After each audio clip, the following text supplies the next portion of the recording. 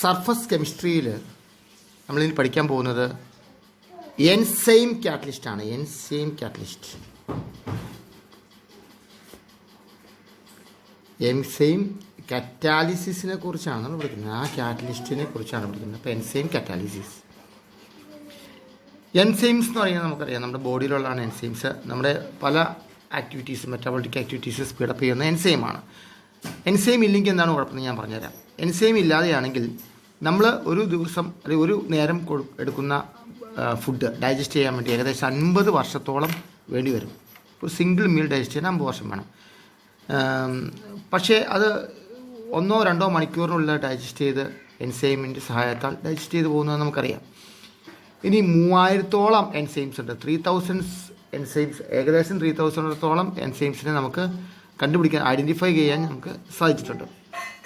അപ്പം ചില എൻസൈമും, നമ്മുടെ ബോഡിയിലുള്ള ചില എൻസൈമും അവയുടെ ആക്ടിവിറ്റിയാണ് ഞാനിപ്പോൾ പറയാൻ പോകുന്നത്. മാൾട്ടോസ് എന്താണ് ചെയ്യുന്നത്? മാൾട്ടോസ് ടു ഗ്ലൂക്കോസ്, മാൾട്ടോസിനെ 2 ഗ്ലൂക്കോസായിട്ട് കൺവേർട്ട് ചെയ്യുന്നു. ലാക്ടേസ് എന്താണ് ചെയ്യുന്നത്? ലാക്ടോസിനെ ഗ്ലൂക്കോസും ഗാലക്ടോസും ആക്കുന്നു. അമിലൈസ് എന്താണ് ചെയ്യുക? ബയോളജിയിൽ നമ്മൾ ശരിക്കും പഠിക്കുന്നതാണ് അമിലൈസ്, അല്ലേ? സ്റ്റാർച്ചിനെ ഗ്ലൂക്കോസ് ആക്കുന്നത് അമിലൈസ് ആണല്ലോ. സ്റ്റാർച്ചിനെ ഗ്ലൂക്കോസ് ആക്കി മാറ്റുന്ന അമിലൈസ് ആണ്. അപ്പോൾ ലാക്ടോസിനെയാണ് ഗ്ലൂക്കോസ് ആക്കുക. അമിലൈസ് സ്റ്റാർച്ചിനെയാണ് ഗ്ലൂക്കോസ് ആക്കുക. ഓക്കെ. ഇൻവെർട്ടേസ് ആണെങ്കിൽ സൂക്രോസിനെയാണ് ഗ്ലൂക്കോസ് ആക്കുക. ഗ്ലൂക്കോസും ഫ്രക്ടോസും ആക്കും. ഇൻവെർട്ടേസ് സൂക്രോസിനെ ഗ്ലൂക്കോസും ഫ്രക്ടോസും ആക്കും. ഗ്ലൂക്കോസിൻ്റെ 3 കൺവേർഷൻ നോട്ട് ചെയ്ത് വയ്ക്കുക, അല്ലേ? ലാക്ടോസിനെ ഗ്ലൂക്കോസ് ആക്കും. അമിലൈസ് സ്റ്റാർച്ചിനെ ഗ്ലൂക്കോസ് ആക്കും. ഇൻവെർട്ടേസ് സൂക്രോസിനെ ഗ്ലൂക്കോസ് ആക്കും. ഗ്ലൂക്കോസ് ഫ്രക്ടോസ് ആക്കും. ഓക്കെ. യുറേസ് എന്ന് പറയുന്ന സാധനം യൂറിയയെ കാർബൺ ഡൈ ഓക്സൈഡും അമോണിയയാക്കും. യുറേസ് എന്ന് പറയുന്നത് യൂറിയയെ കാർബൺ ഡൈ ഓക്സൈഡ് അമോണിയ ആക്കും. പെപ്സിൻ എന്താണ്? പ്രോട്ടീനുകളെ അമീനോ ആസിഡ് ആക്കുന്നത് പെപ്സിനാണ്. ട്രിപ്സിനും പ്രോട്ടീനുകളെ അമീനോ ആസിഡ് ആക്കും. ട്രിപ്സിനും പ്രോട്ടീൻസിനെ അമീനോ ആസിഡ് ആക്കുന്ന എൻസൈംസ് ആണ്. ന്യൂക്ലിയസ് എന്താണ്? RNAയും DNA-യും ന്യൂക്ലിയോടൈഡ്സ് ആക്കി മാറ്റും. ന്യൂക്ലിയോടൈഡൊക്കെ നമ്മൾ ബയോളജി പഠിച്ചിട്ടുണ്ട്, അല്ലേ? RNAയും DNA-യും ന്യൂക്ലിയോടൈഡുകളാക്കുന്ന ന്യൂക്ലിയസസ് ആണ്. RNA പോളിമറേസ് പഠിക്കാനുണ്ട്. പല റിയാക്ഷൻ നമുക്ക് ബയോളജിയിൽ കറക്റ്റായിട്ട് പഠിക്കാനുണ്ട്. RNA പോളിമറേസ് എന്താണ് ചെയ്യുന്നത്? റൈബോ ന്യൂക്ലിയോടൈഡ്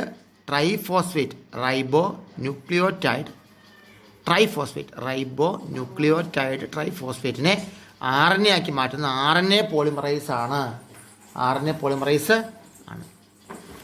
ഇനി DNA പോളിമറൈസ് ഉണ്ട്. ഇതുപോലെ തന്നെ RNA പോളിമറൈസ് RNA ഉണ്ടാക്കുന്നു, DNA പോളിമറൈസ് DNA ഉണ്ടാക്കുന്നു. DNA എവിടെ നിന്നുണ്ടാക്കുന്നു? Deoxy ribo nucleotide triphosphate. അത് റൈബോ ന്യൂക്ലിയോടൈഡ് ട്രൈഫോസ്ഫേറ്റ് ആണ് RNAയുടെ. ഇത് ഡിയോക്സി റൈബോ ന്യൂക്ലിയോടൈഡ് ട്രൈഫോസ്ഫേറ്റ് ആണ് DNAയുടെ. പഠിക്കുക, വളരെ ഇമ്പോർട്ടൻ്റ് ആയിട്ടുള്ള കാര്യങ്ങളാണിത്. ഇനി എൻസൈമിൻ്റെ ക്യാരക്ടറിസ്റ്റിക്സ് എന്തൊക്കെയാണ്? എൻസൈമിൻ്റെ പ്രത്യേകതകൾ എന്തൊക്കെയാണ്? എൻസൈം എന്താണ് ചെയ്യുന്നത്?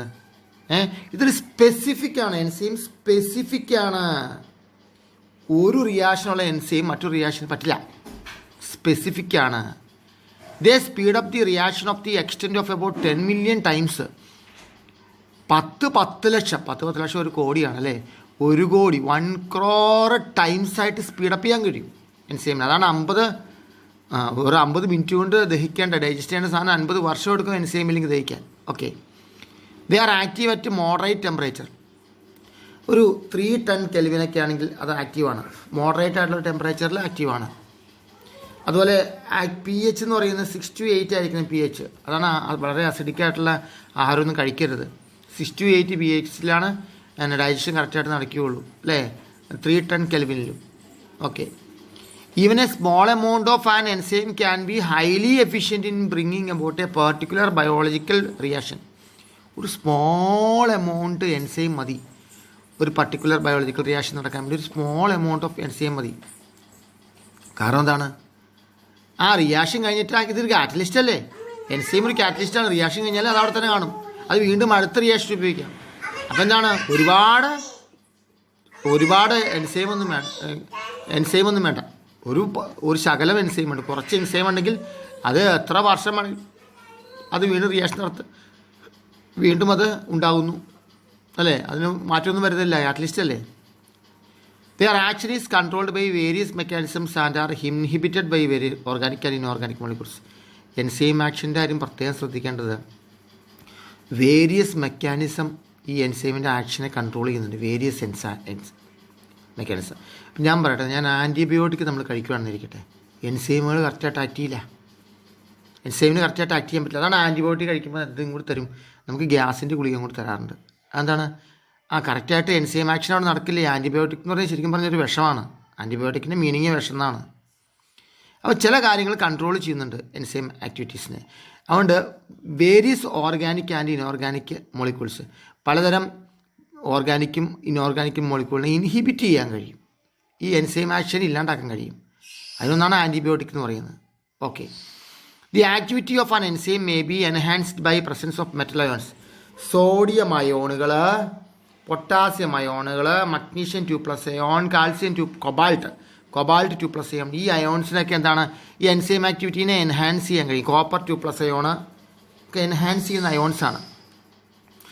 And smaller organic molecules called cofactors. Cofactors എന്ന് പറയുന്ന ചെറിയ ഓർഗാനിക് മോളിക്യൂൾസ് ഉണ്ട്. അവയ്ക്കൊക്കെ എന്താണ് എൻസൈം ആക്ടിവിറ്റിയെ കൂട്ടാൻ കഴിയും, എൻഹാൻസ് ചെയ്യാം.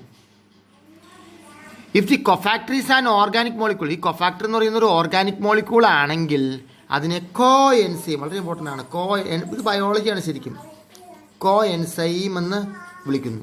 കൊഫാക്ടർ ഒരു മെറ്റൽ അയോൺ ആണെങ്കിലോ മെറ്റലോ എൻസൈം എന്ന് വിളിക്കുന്നു. മെറ്റലാണെങ്കിൽ മെറ്റലോ എൻസൈം എന്ന് വിളിക്കുന്നു. അപ്പോൾ കൊഫാക്ടർ എന്താണെങ്കിലും ഓർഗാനിക് മോളിക്യൂൾ ആണെങ്കിൽ കോ എൻസൈം എന്നും, മെറ്റൽ അയോൺ ആണെങ്കിൽ മെറ്റലോ എൻസൈം എന്നും വിളിക്കുന്നു. Amylase in presence of sodium chloride. Sodium ക്ലോറൈഡിൻ്റെ പ്രസൻസിൽ അമിലേസ്, സോഡിയം ക്ലോറൈഡിൽ സോഡിയം അയോൺ ഉണ്ടല്ലേ, അമിലേസ് സോഡിയം ക്ലോറൈഡിൽ sodium ions is catalytically very active. അപ്പോൾ സോഡിയം ക്ലോറൈഡ് എന്താണ്, സോഡിയം ക്ലോറൈഡിലെ സോഡിയം പ്ലസ് അയോണുകൾ അമിലേസ് എന്ന് പറയുന്ന എൻസൈമിനെ എൻഹാൻസ് ചെയ്യുന്ന ആക്ടിവിറ്റി ഉള്ളവയാണ് അല്ലേ. ഇനി many of the coenzymes are derived from vitamins. ഈ ഓർഗാനിക്കായിട്ടുള്ള കോഫാക്ടറുകളുണ്ടല്ലോ, കോ എൻസൈമുകൾ, മിക്ക കോ എൻസൈമുകളും വൈറ്റമിനിൽ നിന്നാണ് ഡിറൈവ് ചെയ്തിരിക്കുന്നത്. അതാണ് വൈറ്റമിൻസ് കഴിക്കുന്നതിൻ്റെ ഗുണം എന്താണെന്ന് മനസ്സിലായില്ലേ, എൻസൈം ആക്ടിവിറ്റി എൻഹാൻസ് ചെയ്യപ്പെടും. കാരണം വൈറ്റമിനിൽ നിന്നാണ് ഓർഗാനിക്കായിട്ടുള്ള കോഫാക്ടറുകൾ, കോ എൻസൈംസ് ഉണ്ടാകുന്നത്. Okay. The activity of an enzyme can be inhibited or poisoned by the presence of certain substance. ചില സബ്സ്റ്റൻസ് എന്താണെന്ന് അറിയാം, ഇൻഹിബിറ്റ് ചെയ്യുന്നതെന്ന് മാത്രമല്ല പോയിസൺ ചെയ്ത് കളയും. അതാണ് ഇൻഹിബിറ്റ് ചെയ്യുക എന്ന് പറഞ്ഞാൽ, പോയിസൺ ചെയ്ത് കളയും, ഇല്ലാണ്ടാക്കി കളയും. എൻസൈം ആക്ടിവിറ്റി നടക്കില്ല അവിടെ. The inhibitors interact with the active sites on the enzyme surface and reduce the catalytic activity. എന്താണ് ഈ ഇൻഹിബിറ്റേഴ്സ്? നമുക്കറിയാം എൻസൈമിൻ്റെ ആക്ടിവിറ്റി എങ്ങനെയാണ് നമ്മൾ കഴിഞ്ഞിട്ട്, അതിന് ആക്റ്റീവ് സൈറ്റുകളുണ്ടല്ലേ, ഈ ആക്റ്റീവ് സൈറ്റിൻ്റെ സർഫസിൽ ഇൻഹിബിറ്റേഴ്സ് വന്ന് കയറുന്നിട്ട് എന്താണ് ആക്ടിവിറ്റി ഇല്ലാണ്ടാക്കി കളയും അല്ലേ. ഒരു വീട്ടിലേക്ക് നമ്മൾ കയറുമ്പോൾ ഒരു പട്ടീനെ അവിടെ കെട്ടിയിട്ടാൽ പോരെ, നമ്മളാ പരിസരത്ത് പോവില്ല. അപ്പോൾ പട്ടി എങ്ങനെയാണോ നമ്മളെ വീടിൻ്റെ അകത്ത് കയറ്റാത്തത്, അതുപോലെ ഈ ഇൻഹിബിറ്റേഴ്സ് എന്താണ് ആക്റ്റീവ് സൈറ്റുകളിൽ നമുക്ക് നമ്മുടെ റിയാക്റ്റൻ്റ് മോളിക്യൂളിനെ അവിടെ പറ്റിപ്പിടിക്കാൻ സഹായിക്കില്ല, അതിൽ നിന്ന് തടയും. അതിൻ്റെ ഫലമായിട്ട് എൻസൈം ആക്ടിവിറ്റി നടക്കില്ല അവിടെ. The working of many drugs is based on their action as enzyme inhibitors in the body. ഡ്രഗുകൾ, പല ഡ്രഗുകളും എന്താണ് എൻസൈം ഇൻഹിബിറ്റേഴ്സ് ആണെന്ന് പറയാം. അതുകൊണ്ടാണല്ലോ ഞാൻ പറഞ്ഞത് ഗ്യാസിൻ്റെ ഗുളിക തന്നെ തരും. ചില ഡോക്ടർമാർ കുറിച്ച് എന്തെങ്കിലും നിങ്ങൾ തീർച്ചയായിട്ടും നിങ്ങൾ എക്സ്ട്രാ മേടിച്ച് കഴിച്ചോളണം, അല്ലെങ്കിൽ വയറ് കംപ്ലൈൻ്റ് ആവും. ഓക്കെ, ഇതാണ് എൻസൈമിൻ്റെ ക്യാരക്ടറിസ്റ്റിക്സ് എന്ന് പറയുന്നത്. ഇനി mechanism of enzyme action. Enzyme ആക്ഷൻ്റെ മെക്കാനിസം എന്താണ് നമുക്ക് നോക്കാം. എൻസൈം ആക്ഷൻ്റെ മെക്കാനിസം എന്താണ്? ഇപ്പം നമ്മൾ ഒരു കാര്യം നോക്കുക. ഇപ്പം നമ്മൾ എഴുന്നേറ്റ് നിന്നാണ് ഈ സെയിൽസ് ഗേൾസ് തുണിക്കടയിൽ സെയിൽ നടത്തുന്നത്.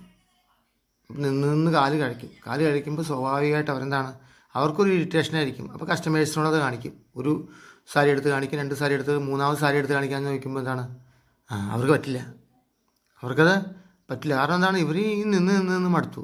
അപ്പം നല്ലൊരു ഓണറാണെങ്കിൽ, ആ കടയുടെ ഓണർ നല്ലൊരാളാണെങ്കിൽ ഇരിക്കാനൊരു സീറ്റ് ഇട്ട് കൊടുക്കും. അപ്പോൾ ഇരിക്കാൻ സീറ്റ് കിട്ടിയാൽ ഇവർക്ക് നന്നായിട്ട് വർക്ക് ചെയ്യാം. അത് തന്നെയാണ് എൻസൈം ആക്ഷൻ എന്ന് പറയുന്നത്. ഇരിക്കാനൊരു സീറ്റ് ഉണ്ടാക്കി കൊടുക്കുന്നു. ഈ റിയാക്റ്റൻറ്റിന് നന്നായിട്ട് വർക്ക് ചെയ്യാൻ വേണ്ടി ഒരു സീറ്റ് ഉണ്ടാക്കി കൊടുക്കുകയാണ് ചെയ്യുന്നത് എൻസൈം ആക്ഷൻ. അപ്പോൾ ഈ കറ്റാലിറ്റിക് പ്രോപ്പർട്ടി ഓഫ് എൻസൈം, ഈ എൻസൈമിൻ്റെ കറ്റാലിറ്റിക് പ്രോപ്പർട്ടി എന്ന് പറയുന്നത് ആക്റ്റീവ് സൈറ്റ് ഉണ്ട്, അത് കസേര ഉണ്ടെന്നാണ് അർത്ഥം. ആ എൻസൈമിൽ എന്താണ് ആക്റ്റീവ് സൈറ്റുകളുണ്ട്. കസേരയാണ് ഈ എൻസൈം. ഈ റീജിയൻസ് ആക്റ്റീവ് സൈറ്റ്സ് എന്ന് പറയുന്ന റീജിയനിൽ അതിന് ക്യാരക്ടറിസ്റ്റിക് ആയിട്ടുള്ളൊരു ഷേപ്പ് ഉണ്ട് കണ്ടോ. ഇത് എൻസൈമാണ്, അത് ക്യാരക്ടറിസ്റ്റിക് ആയിട്ടുള്ളൊരു ഷേപ്പ് ഉണ്ട് കണ്ടോ. ഈ ഷേപ്പിന് സ്യൂട്ടാവുന്ന സബ്സ്ട്രേറ്റ്, അതായത് ഈ ഷേപ്പിന് സ്യൂട്ടാവുന്ന മോളിക്യൂൾ എന്ന് പറയുമ്പോൾ ആരാണ്? റിയാക്റ്റൻ്റ് മോളിക്യൂൾ വന്നു കഴിഞ്ഞിട്ടുണ്ടെങ്കിൽ ഇത് തമ്മിൽ ചേരും. ഓക്കെ, മനസ്സിലായില്ലേ?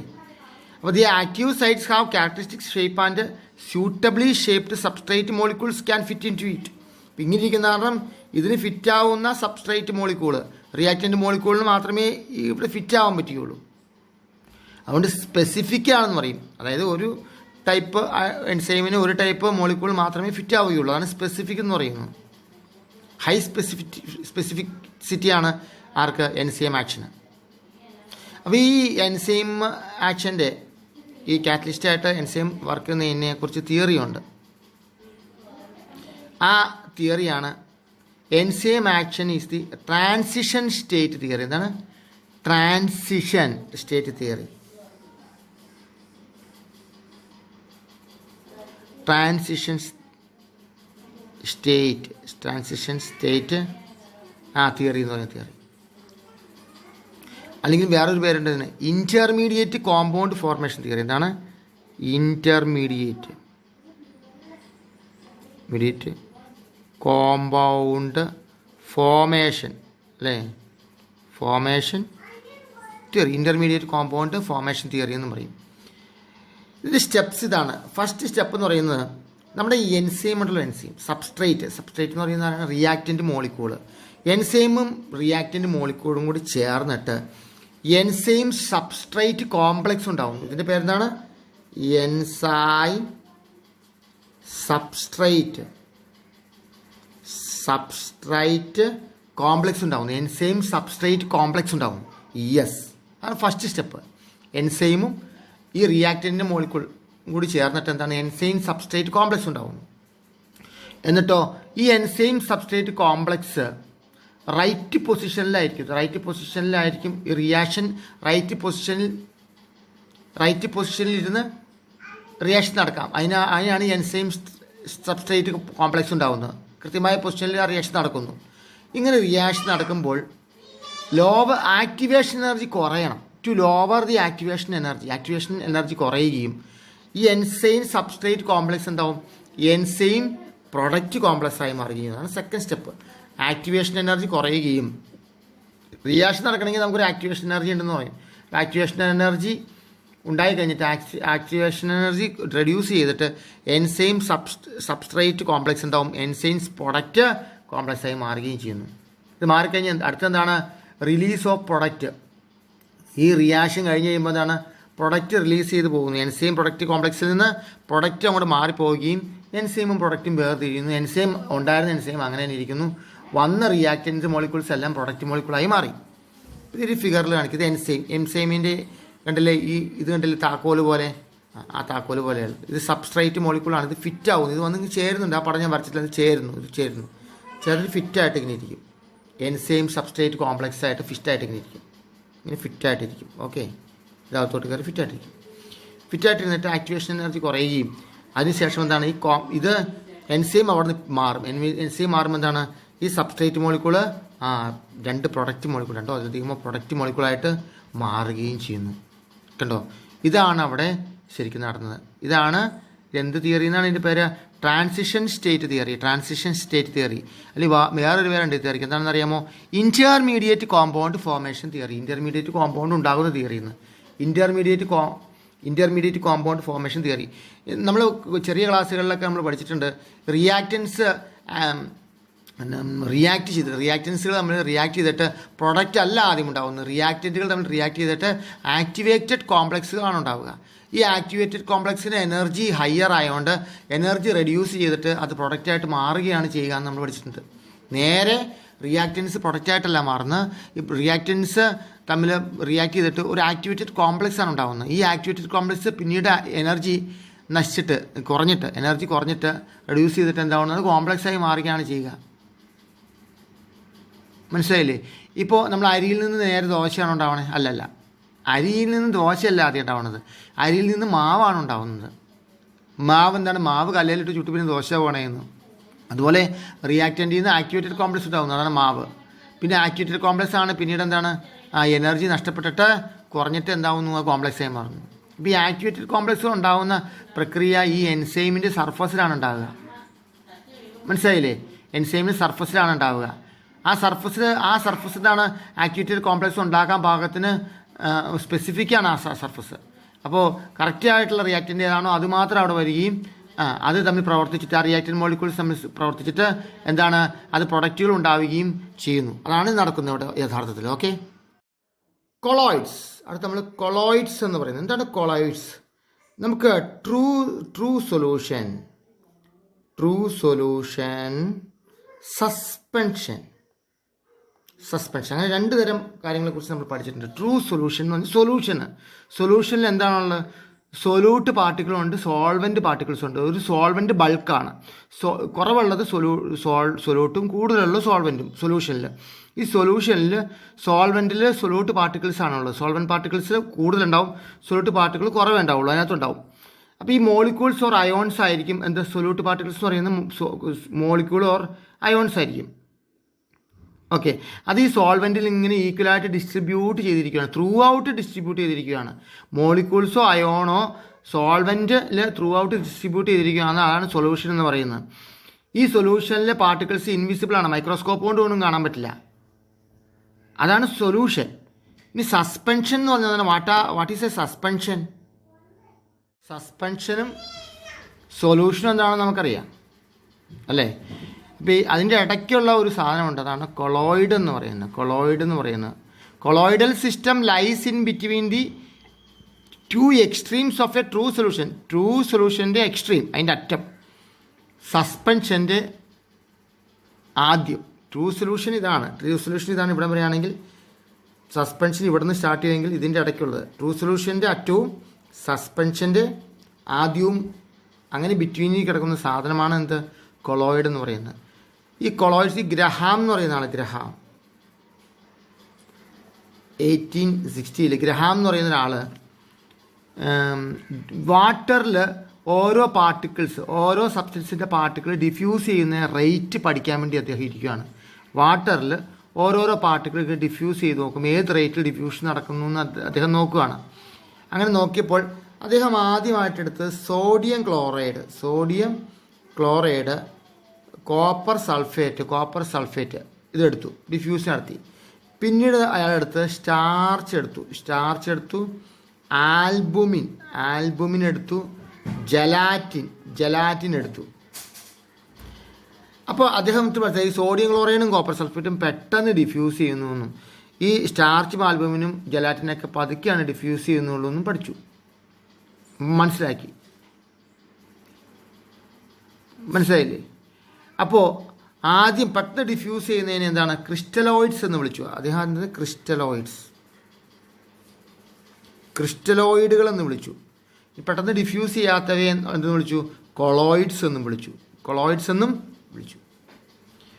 നമുക്കറിയാം ഒരു സൊല്യൂഷനിൽ എന്തുണ്ട്? സൊല്യൂട്ട് ഉണ്ട്, സോൾവെൻ്റ് ഉണ്ട് അല്ലേ? സോൾവെൻറ്റിൽ സൊല്യൂട്ട് ഇങ്ങനെ കിടക്കുന്നു, അതാണല്ലോ സോൾവെൻറ്റ് കൂടുതലും സൊല്യൂട്ട് കുറവെന്നുള്ള രീതിയാണല്ലോ നമ്മൾ പരിഗണിക്കുന്നത്.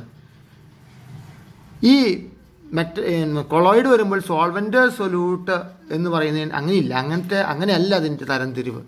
അതിന് പകരം ഈ സൊല്യൂട്ട് പോലെയുള്ള എന്തെന്ന് ഡിസ്പേഴ്സ്ഡ് ഫേസ് എന്ന് പറയുന്നു.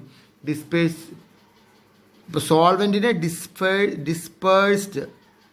ഡിസ്പേഴ്സ്ഡ് ഫേസ് എന്ന് പറയുന്നു, സൊല്യൂട്ടിനെ ഡിസ്പേഴ്സ്ഡ് ഫേസും ഡിസ്പേഴ്സൺ മീഡിയവും തിരിഞ്ഞു പോരുത് കേട്ടോ.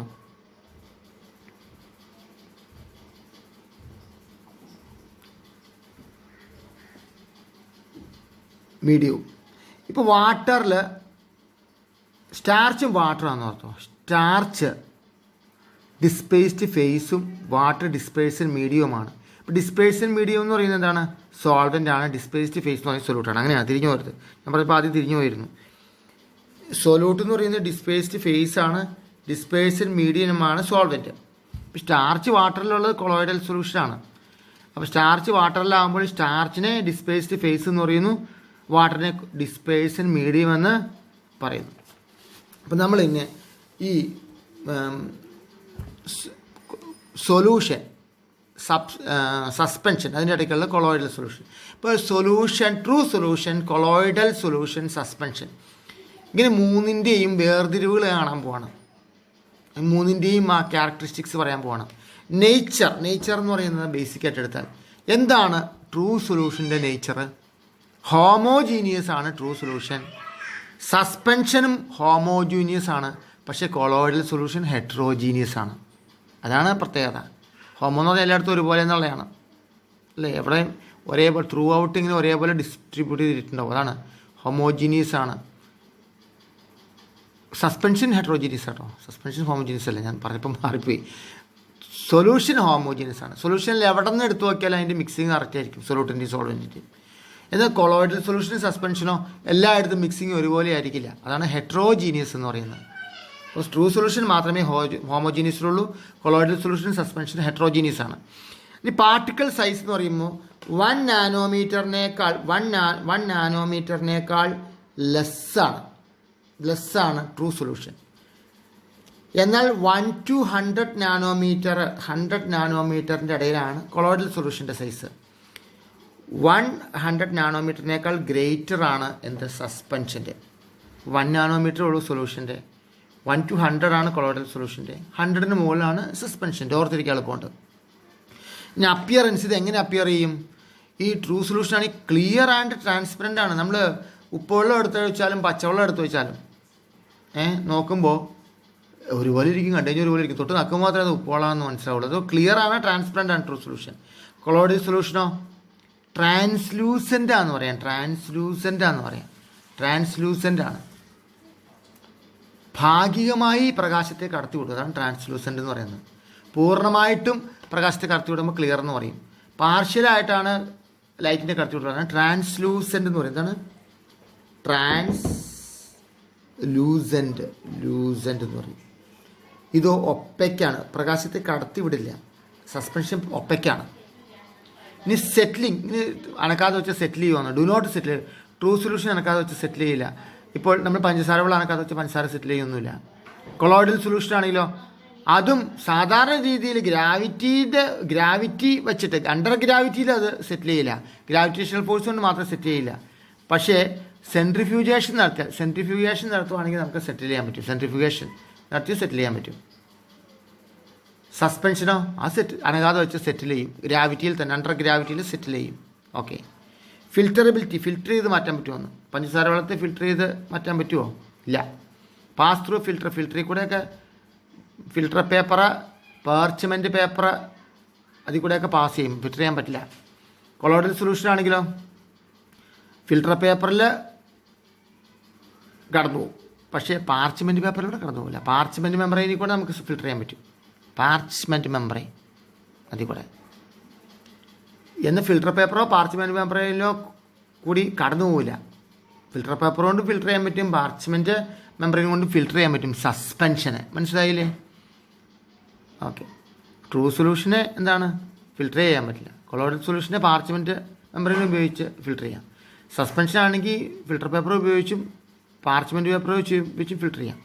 പാർട്ടിക്കിളിൻ്റെ സൈസേ വളരെ ചെറുതാണ്. അതാണ് ഫിൽറ്റർ പേപ്പറിൽ കൂടെ പാർച്ച്മെൻറ്റ് പേപ്പറിൽ കൂടെ സസ്പെൻഷൻ കടന്നു പോകുന്നത്, ട്രൂ സൊല്യൂഷൻ കടന്നു പോകുന്നത്. സസ്പെൻഷനാണെങ്കിൽ ഇച്ചിരി വലിപ്പമുള്ളതാണ്, അപ്പോൾ രണ്ടും തടഞ്ഞു നിർത്തും. കൊളോയിഡൽ സൊല്യൂഷൻ ആണെങ്കിൽ അതിൻ്റെ വലിപ്പം മീഡിയമാണ്. ഫിൽറ്റർ പേപ്പറിൽ കൂടെ കടന്നു പോകും, പക്ഷേ പാർച്ച്മെൻറ്റ് പേപ്പറിൽ കൂടെ കടന്നു പോകില്ല. ഡിഫ്യൂഷൻ എങ്ങനെയാണെന്ന്, ട്രൂ സൊല്യൂഷൻ പെട്ടെന്ന് ഡിഫ്യൂസ് ചെയ്യും. True solution. Colloidal solution slowly diffuse ചെയ്യുള്ളൂ. സസ്പെൻഷൻ ഡിഫ്യൂസ് ചെയ്യില്ല. ടിൻഡൽ എഫക്റ്റ് നമുക്കറിയാലോ. ഒരു ടിൻഡൽ എഫക്റ്റ് എന്ന് പറയുമ്പോൾ നമ്മൾ ലൈറ്റിൻ്റെ പാത, ആ ലൈറ്റ് അടിക്കുമ്പോൾ ചെറിയ ഇപ്പോൾ ഗ്യാസ് പാർട്ട് നമ്മുടെ അറ്റ്മോസ്ഫിയറിൽ കൂടെ ലൈറ്റ് ഇങ്ങനെ കടന്നു പോകുമ്പോൾ എന്താണ്, ലൈറ്റ് ഇങ്ങനെ കടന്നു പോകുന്നതാണ്. ഈ ഇലയുടെ ഇടയിൽ കൂടെയൊക്കെ ലൈറ്റ് വരുമ്പോൾ ലൈറ്റിൻ്റെ പാത്ത് നമുക്കിങ്ങനെ റേസ് ഇങ്ങനെ പോകണതാണ്, പാത്ത് കാണാൻ പറ്റും. വീടിൻ്റെ പണ്ട് ഓടിട്ട് വീഴാൻ ഒരു തുളേണ്ട ആ തുളയിൽ കൂടെ ലൈറ്റ് ഇങ്ങനെ പോണ കാണാൻ പറ്റും. ഈ ലൈറ്റ് ഇങ്ങനെ കാണാൻ പറ്റുന്ന ചെറിയ ചെറിയ പാർട്ടിക്കിൾസിൽ ലൈറ്റ് തട്ടി സ്കാറ്റർ ചെയ്യുന്ന കാരണമാണ് അങ്ങനെ കാണാൻ പറ്റുന്നത്. അതാണ് ടിൻഡൽ എഫക്റ്റ് എന്ന് പറയുന്നത്, പഠിച്ചിട്ടുണ്ട്. ഈ ട്രൂ സൊല്യൂഷനിൽ ടിൻഡൽ എഫക്റ്റ് ഒന്നുമില്ല. കൊളോയിഡൽ സൊല്യൂഷനിൽ ടിൻഡൽ എഫക്റ്റ് ഉണ്ട്, സസ്പെൻഷനിൽ ടിൻഡൽ എഫക്റ്റ് ഇല്ല. അപ്പോൾ കൊളോയിഡൽ സൊല്യൂഷൻ മാത്രമേ ടിൻഡൽ എഫക്റ്റ് കാണിക്കുന്നുള്ളൂ. കൊളോയിഡൽ സൊല്യൂഷൻ മാത്രമേ ടിൻഡൽ എഫക്റ്റ് കാണിക്കുന്നുള്ളൂ. മനസ്സിലായല്ലോ? ഇപ്പോൾ കൊളോയിഡ്സിൻ്റെ കുറിച്ച് ഏകദേശം മനസ്സിലായില്ലേ? ഈ ട്രൂ സൊല്യൂഷൻ്റെയും സസ്പെൻഷൻ്റെയും ഇൻ്റർമീഡിയറ്റ് ആണ്, ഇടയ്ക്കാണ് ഇവയുടെ പൊസിഷൻ എന്ന് മനസ്സിലായി.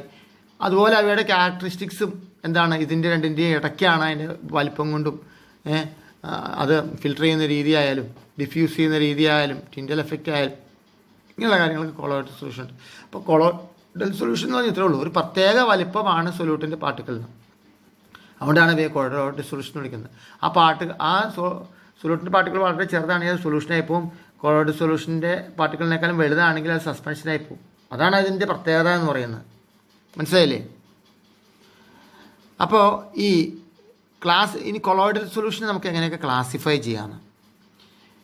The classification of colloids can be done on the basis of physical state of the dispersed phase and dispersed medium.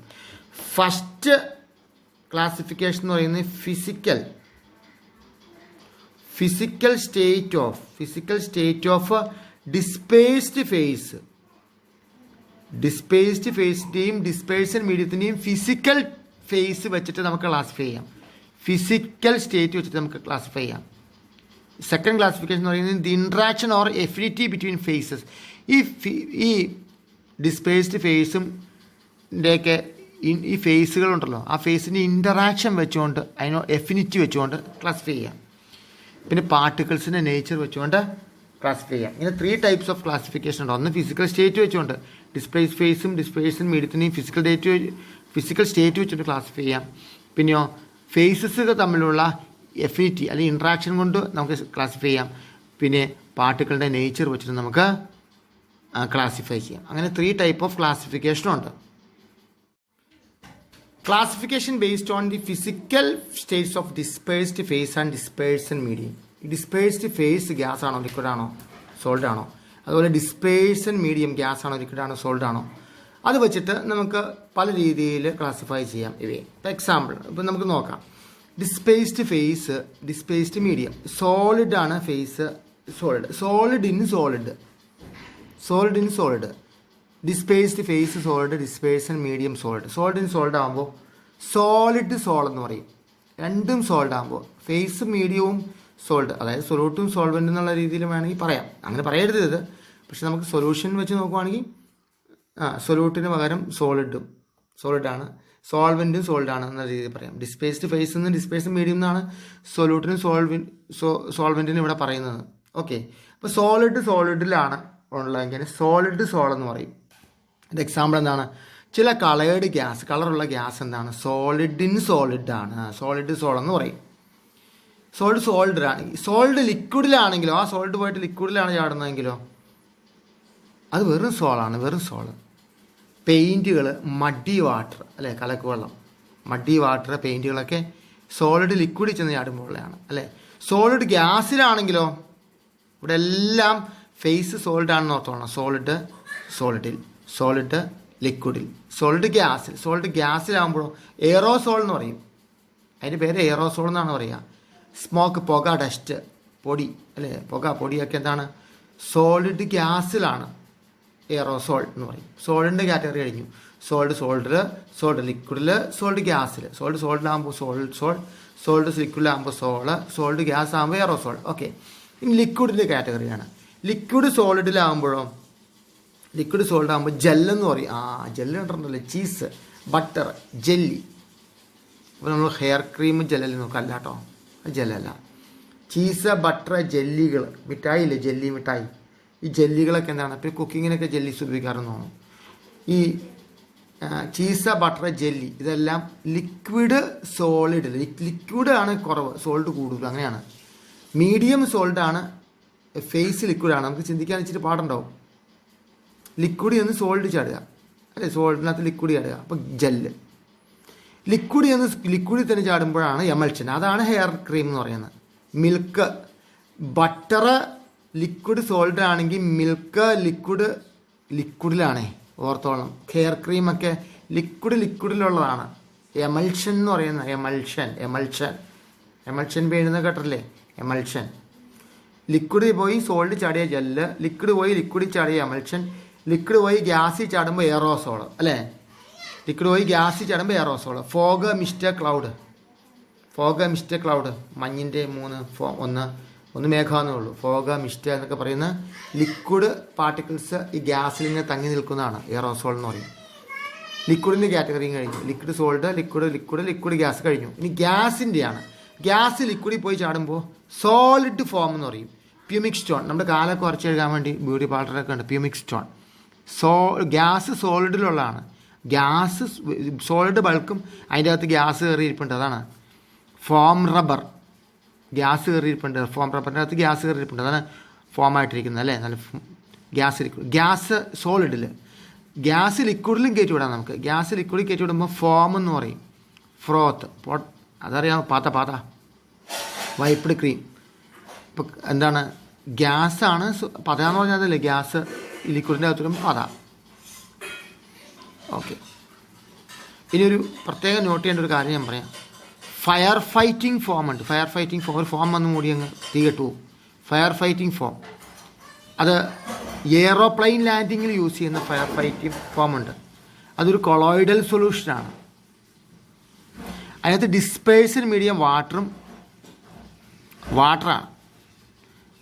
ആ ഫോമിൽ ഡിസ്പേഴ്സൽ മീഡിയം വാട്ടറാണ് വരുന്നതെങ്കിൽ അതിന് അക്യോസോൾ എന്ന് പറയും. ആ സോളിനെ അല്ലെങ്കിൽ ഹൈഡ്രോസോൾ എന്ന് പറയും. അക്യോസോൾ,